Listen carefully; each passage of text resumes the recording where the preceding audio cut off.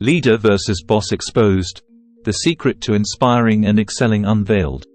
Be a leader, not a boss. I am your boss, and you have to do what I say. Perhaps these are words you've heard before when working in a company. If you've heard these or similar words, you might have changed jobs once or twice. According to a recent survey conducted by a recruitment agency called Robert Half, approximately 49% of professionals have left the job because of an unbearable boss. If you've been promoted to a managerial position, there are important strategies to keep in mind to be a highly effective leader. Dear viewers, if you enjoyed our video and want to help us grow, we ask you to consider the idea of subscribing to our channel and making a donation to support us. Your support is essential for us and will allow us to continue creating interesting and useful content for you.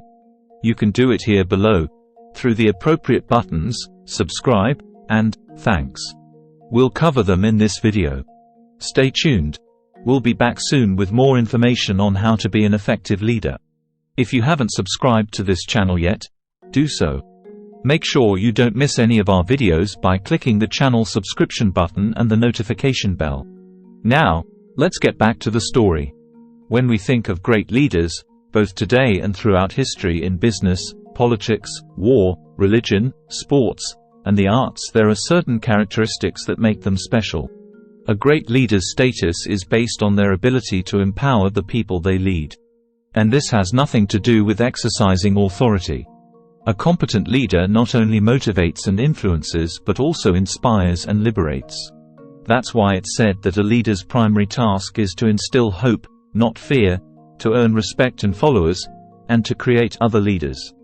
An example is Martin Luther King Jr., who, through his leadership, built a movement that helped end legal segregation in the United States. Martin Luther King Jr. was a truly charismatic leader and won the hearts and minds of the American people. He had supporters all over the world, and his "I Have a Dream" speech created hope and awareness not only among his supporters but also among the general public. Thanks to his eloquent words, he managed to influence public opinion on the persecution of civil rights that was prevalent at the time. His struggle was not for his own benefit or for the benefit of a single person, but for all future generations. In fact, in his struggle for equality, he would be arrested more than 25 times, excluded from murder, and assaulted at least 4 times. The terms leader and boss are often used interchangeably in popular culture, but in reality, there is a big difference between the two. Among other things, leaders inspire, support, empower, and liberate their teams, while bosses command with authority, fear, manipulation, anxiety, and stress. Leaders impose their mistakes on their subordinates. Leaders admit their mistakes. Leaders give instructions to their subordinates. Leaders show how to do things. Leaders criticize. Leaders give advice. Leaders give orders quickly. Leaders give instructions. Leaders demand respect. Leaders earn and deserve respect. Leaders give orders by threat, not by law. Leaders show they are human. Many professionals in management and supervisory positions ask themselves the question, how can I be a good leader? How can I be a good leader? To understand it, it's necessary to recognize 5 fundamental differences between supervisors and leaders. 5 fundamental characteristics. Let's take, for example, 2 new employees, Jack and Tom, who have just started working. Jack works for a multinational company and has a very strict boss, known for instilling fear in his colleagues, while Tom works for a small company run by a visionary entrepreneur. The first difference is that a boss uses the authority given to them by the organization to give orders to others, while a leader's authority comes from their ability to influence people. Jack's boss may be very authoritarian in his approach to problem-solving and managing situations. He doesn't listen to his colleagues and always says he has more experience than them. So why should he listen to their advice? The most frequent phrase Jack hears from his boss is, "We do it this way, don't ask questions, you know what you're doing." When Jack meets his friend Tom at the pub during the week, he often complains to Tom about his boss's arrogant attitude. He regrets the lack of freedom at work and the creative opportunities his boss offers him. He feels emotionally and mentally suffocated by his boss. Tom, on the other hand, works with a visionary entrepreneur on a startup idea. Although he earns a little less than Jack, he is satisfied and happy with his job. In a few days, Tom's boss becomes his mentor and a dear friend. He listens to Tom and respects his opinions, especially on important matters. He shares with Tom his vision of the company and motivates him to believe in it and work to achieve it. This is an important characteristic that distinguishes leaders from bosses. If you're a leader, people follow you because they want to be part of your vision, not just because they have to.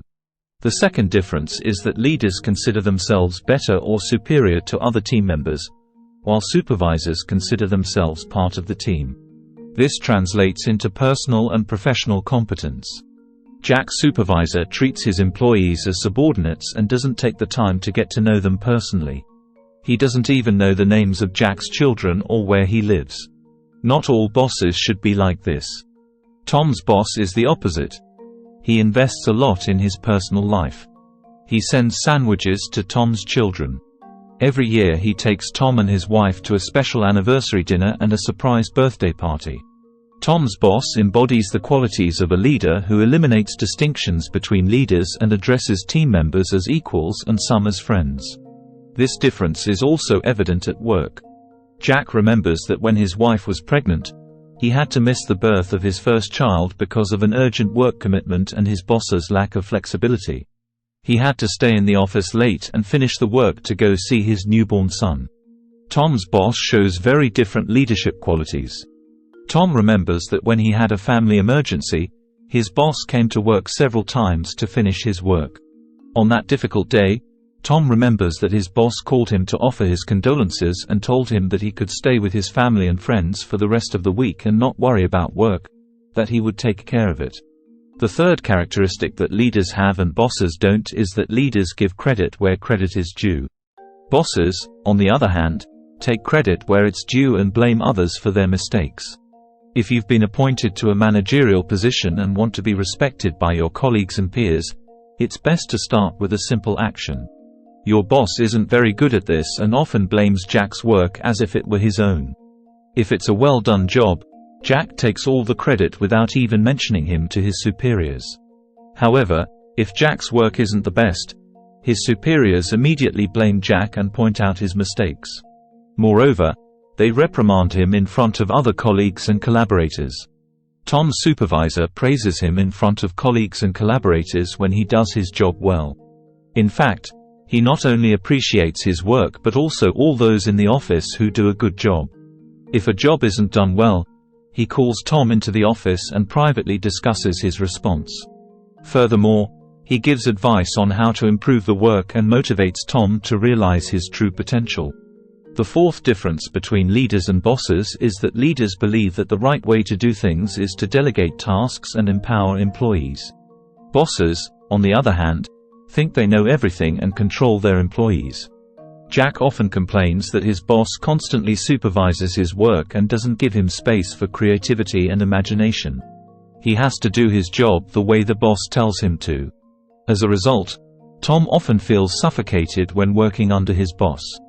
On the other hand, Tom works in complete autonomy, and his boss has full confidence in him for the success of the project.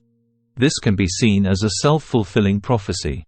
Because others' expectations can lead to the realization of such expectations.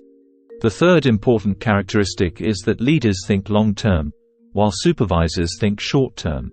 Your colleagues must know that they can trust and count on you not only this week but also next year and the year after that.